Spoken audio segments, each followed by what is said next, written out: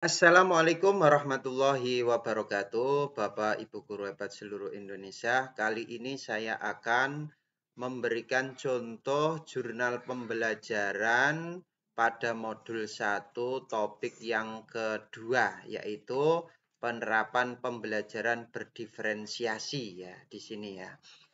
Nah, sebelum mengerjakan jurnal pembelajaran modul 1 topik 2 terkait dengan pembelajaran berdiferensiasi, Bapak Ibu wajib mengetahui terlebih dahulu untuk rambu-rambu yang harus ada di aksi nyata tersebut ya atau di jurnal tersebut.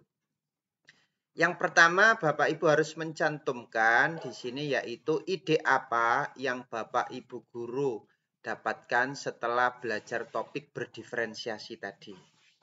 Nah, itu nanti dimasukkan ke dalam jurnal kita ya. Nah, kemudian di sini yang kedua yaitu menurut Bapak Ibu guru, pembelajaran berdiferensiasi seperti apa yang relevan untuk dikembangkan di sekolah Bapak Ibu guru. Nah, ini juga harus ada di jurnal kita ya. Kemudian yang ketiga yaitu rencana pembelajaran, yaitu modul ajarnya atau RPP-nya itu wajib ada. Setelah itu di sini setelah kita membuat modul ajarnya harus ada juga yang keempat yaitu dokumentasi ya. Dokumentasi saat pembelajarannya. Kemudian yang kelima wajib ada refleksi dan yang keenam umpan balik dari rekan sejawat. Nah, dari keenam ini wajib ada di aksi nyata kita itu ya, yang kita buat untuk jurnal pembelajaran. Nah, coba kita lihat di sini saya memberikan contoh jurnal pembelajaran yang dibuat di Microsoft Word. Nah, tentunya di sini Bapak Ibu harus membuat covernya seperti ini ya. Nah, untuk judul itu harus lebih spesifik di sini ya. Artinya lebih spesifik itu artinya harus ada di sini paling tidak itu penerapan pembelajaran berdiferensiasi pada mata pelajaran apa. Ya kan? Di kelas berapa dan di sekolah mana. Begitu. Nah, kalau di sini saya contohkan penerapan pembelajaran berdiferensiasi pada mata pelajaran pendidikan Pancasila di kelas 2 UPT SD Negeri 76 Gresik. Kemudian disusun oleh siapa? Di sini diisi. Kalau ada nomor KG bisa diisi LPTK-nya, LPTK mana. Begitu ya. Nah, setelah itu Bapak Ibu baru tadi ya. Ini kan rambu-rambu yang tadi itu ditaruh di sini ya Bapak Ibu. Nah, yang rambu-rambu kita tadi yang pertama ditaruh di sini ya. Ini seperti rambu-rambu tadi urutannya ya. Ide apa yang Bapak Ibu guru dapatkan. Nah, itu kita taruh di jurnal kita seperti ini. Kemudian kita jawab. Setelah saya mempelajari topik merancang pembelajaran berdiferensiasi, ya kan, saya mendapatkan pemahaman dan keterampilan untuk mengimplementasikan strategi pembelajarannya sesuai dengan kesiapan dan kebutuhan siswa. Nah, dan lain sebagainya. Di sini dijawab apa saja yang Bapak Ibu guru dapatkan, ya dijabarkan. Kemudian yang kedua, nah di sini, menurut Bapak Ibu guru, pembelajaran berdiferensiasi seperti apa yang relevan untuk dikembangkan di sekolah Bapak Ibu. Kembangkan rencana pembelajaran RPP atau modul ajar yang berorientasi pada pembelajaran berdiferensiasi. Ini yang kedua ya. Nah, di sini pembelajaran berdiferensiasi yang dapat dikembangkan di sekolah saya adalah dengan memahami keragaman siswa, mulai dari gaya belajar, minat, hingga kesiapan belajar. Rencana pembelajaran juga harus mencapai tujuan yang jelas. Kontennya dibuat bervariasi. Nah, disesuaikan dengan tingkat pemahaman siswa dan metode pembelajarannya juga beragam. Ya, seperti diskusi kelompok dan proyek.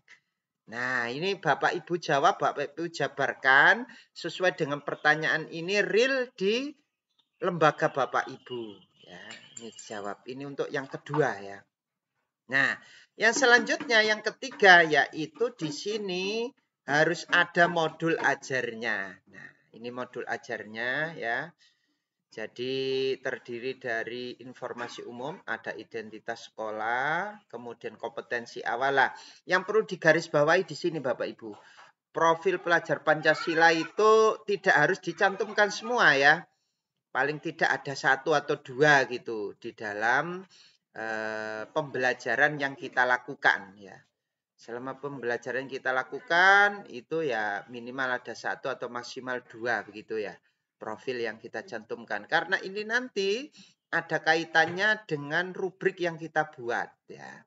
Jadi kalau bernalar kritis di situ ada, maka di sini rubrik penilaiannya harus disertakan. Nah, seperti ini. Bernalar kritis ya, ada rubriknya ya. Nah, jadi Bapak Ibu ambil 1 atau 2 saja ya. Oke. Nah, terus sarana prasarana target siswanya ada berapa, terus model pembelajarannya apa, PBL atau PJBL dan lain sebagainya ya. Terus metode pembelajaran di sini tatap muka ya. Nah, tentunya untuk kompetensi inti di sini. Nah, untuk yang model pembelajaran PBL itu wajib ada sintaknya di sini Bapak Ibu ya. Jadi kalau memang pilih PBL, di sini sintak yang pertama yaitu orientasi peserta didik pada masalah. Kemudian sintak yang kedua mengorganisasikan peserta didik dalam kelompok. Sintak yang ketiga membimbing penyelidikan dalam kelompok. Sintak yang keempat menyajikan hasil diskusi kelompok. Ya.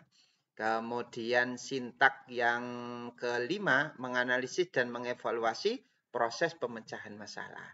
Jadi kalau memang Bapak Ibu cantumkan di situ model pembelajarannya adalah PBL, maka di kegiatan intinya itu sintaknya harus dimunculkan Bapak Ibu ya. Nah, oke, kemudian di sini ada kompetensi inti ya, tujuan CP-nya kalau dicantumkan silakan, tidak dicantumkan tidak apa-apa, langsung tujuan pembelajarannya saja boleh ya. Terus pemahaman bermakna, pertanyaan pemantiknya 1, 2 atau 3 pertanyaan begitu ya. Baru kita ke langkah-langkah pembelajarannya. Di sini ada pendahuluan, tentunya biasa ya. Pendahuluan seperti ini, kemudian kita ke intinya. Nah, kita ke inti. Tadi harus ada sintaknya, kemudian di sini harus terlihat untuk diferensiasinya. Lah, di sini di contoh ini adalah diferensiasi proses pemenuhan kesiapan belajar ya. Jadi di sini diferensiasi proses untuk memenuhi kesiapan belajar siswa. Nah, kalau kesiapan belajar nanti Bapak Ibu sertakan juga di buktinya di sini bahwa Bapak Ibu sudah, nah ini seperti ini ya. Jadi sudah mencantumkan untuk analisisnya seperti ini. Nah, yang mana yang dia itu medium, yang mana yang low, yang high ya siswanya ya. Nah, di sini Bapak Ibu cantumkan ya. Jadi mana yang pemahamannya rendah, yang mana yang pemahamannya tinggi. Nah, itu Bapak Ibu cantumkan ya.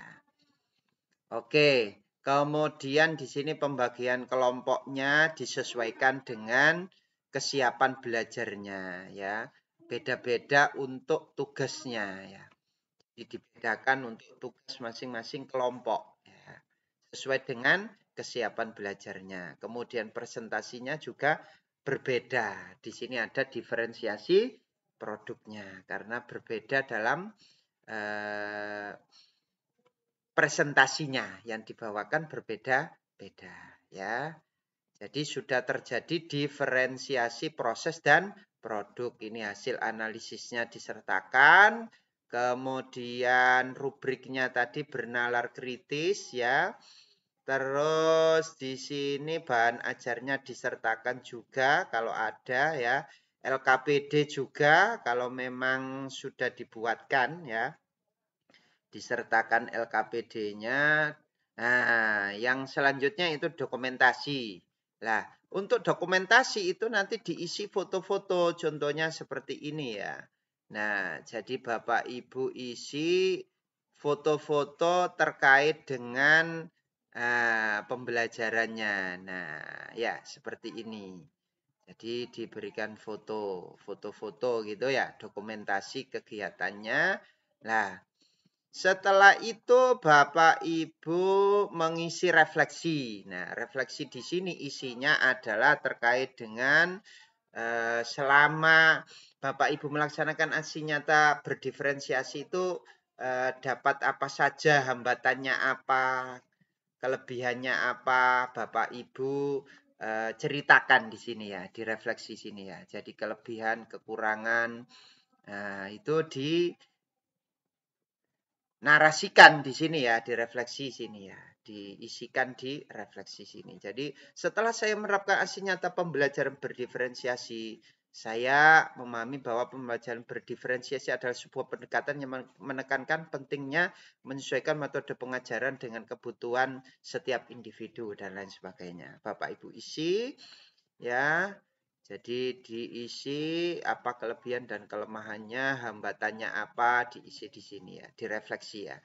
Kemudian umpan balik dari rekan sejawat itu bisa screenshotan WA atau bentuk yang seperti ini ya. Kalau memang, nah, jadi Bapak Ibu bisa meminta rekan sejawat kita untuk mengisinya seperti ini. Nah, jadi kita ketik, pertanyaannya kita ketik, kemudian kita kasihkan teman kita yang mengisi umpan baliknya.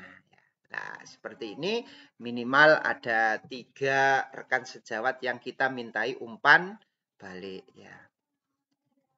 Begitu Bapak Ibu, mudah-mudahan bermanfaat. Saya akhiri. Wassalamualaikum warahmatullahi wabarakatuh.